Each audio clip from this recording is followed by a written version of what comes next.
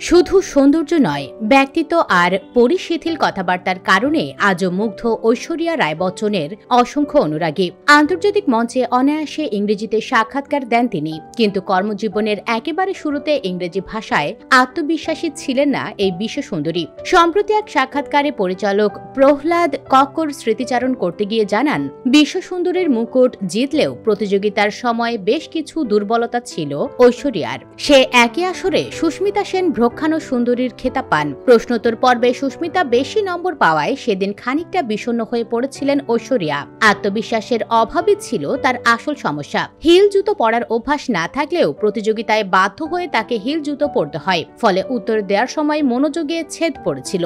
বারবার হোঁচট খাচ্ছিলেন কথা বলার মাঝে।